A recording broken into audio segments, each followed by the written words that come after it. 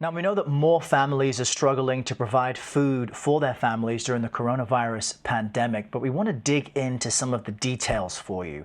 According to census data, the number of Americans who say they cannot afford enough food for themselves or their children is growing.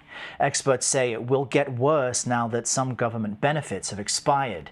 The data shows, as of last month, about 12% of adults lived in households that didn't have enough to eat at some point in the previous week. That's up from roughly 10% in early May. Almost 20% of Americans with kids at home couldn't afford to give their children enough food.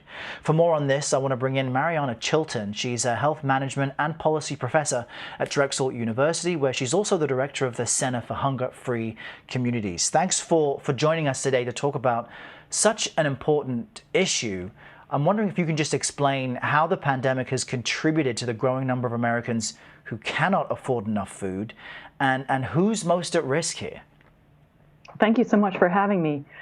Well, what's happening right now is not just the pandemic that's causing an increase in food insecurity. It's also the lack of response by the United States government to help protect families during this time when families need to be sheltering in place. Many businesses have closed, children are out of school. So it's extremely important that the U.S. government respond in ways that help to buffer families through this very difficult time. And this major increase really indicates a major public health crisis that goes far beyond what COVID-19 is doing to us and doing to people around the world.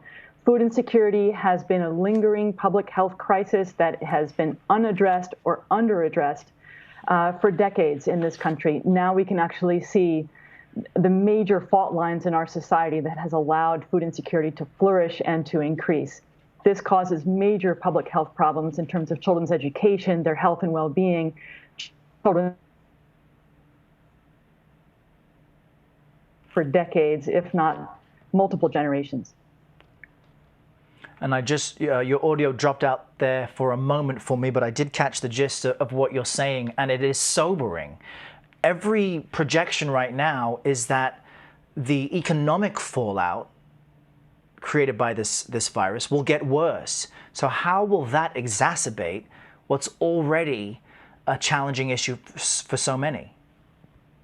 So the increase in food insecurity is going to especially affect young children, because we know through our research that food insecurity affects children's cognitive, social, and emotional development, so that by the time they even get to kindergarten, they'll be behind their peers. So food insecurity is going to affect people's cognitive health, their physical health, and this is something that children will bring to them through adulthood. They won't do as well in school. They won't be able to get a good enough job in order to pay their wages. So the impact, the public health impact of food insecurity will be actually quite severe. It already is severe, and it's only going to get worse if the U.S. government doesn't respond quickly.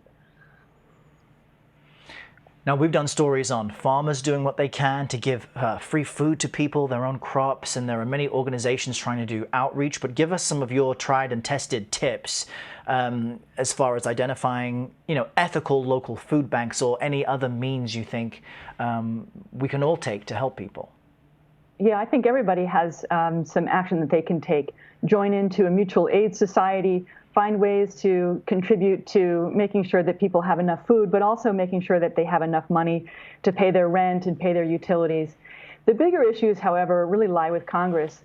The United States Senate didn't pass the stimulus package, the HEROES Act, and left a really important piece of legislation to linger, and that will increase food insecurity. They had an opportunity to increase SNAP benefits by 15%, and SNAP is formerly known as food stamps, and we know it's the most effective way to address food insecurity in the immediate moment. But I really think we need to think about longer-term solutions. We are in a massive crisis right now, not just with COVID, but also with our government, with racial uprising and continuing racism in this country. So we really need to take more revolutionary approaches. That is, we need to look into reparations and make sure that we're investing into Black and brown communities in terms of housing, education, and healthcare, and making sure that indigenous communities and nations are having their treaty rights respected, because we know that Black, brown, indigenous people, and immigrants are suffering the highest rates of food insecurity. We need to take action right now in terms of individually we can reach out, but we also need to make sure that our government is responding in the way that it ought to. You know, I've heard some people say that the only real silver lining from seeing so much suffering and unease out there is that maybe it will give us all an opportunity to address these issues in a different way. I do want to ask you about this concept that we know is taking place, people skipping meals so they can pay rent, skipping other bills so they can eat, or skipping, eating so they can pay bills. Senator Martha McSally urged her supporters to fast a meal so they could donate to her campaign. Now, later she said the suggestion was a joke, but when it comes to politics, people really listen and believe these things from their elected leaders. I'm just wondering what you make of a statement like that from an elected official. Well, it demonstrates really how out of touch members of Congress really are with what's going on with the American people. I think especially in the United States Senate, it shows you how out of touch that the senator can be, that in her own state, 1/4 of the people have reported food insecurity during the pandemic. When people skip a meal, it affects their cognitive health, it affects their physical health and their mental health. So it just shows how really out of touch she is, and the United States Senate is, and the fact that they actually left Congress this summer and didn't pass a stimulus package is deeply upsetting. It also makes us lose trust in our elected officials and lose trust in our supposed democratic processes.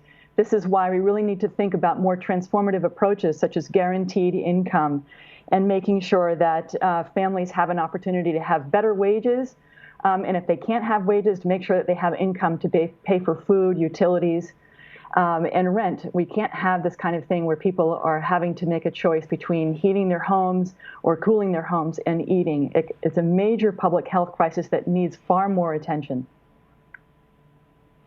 Yeah, I think certainly people are looking at issues that you've just suggested differently now than they would have a year ago. So we will see what comes of all of this. Really great to speak to you. Professor Mariana Chilton, thanks so much for your time today.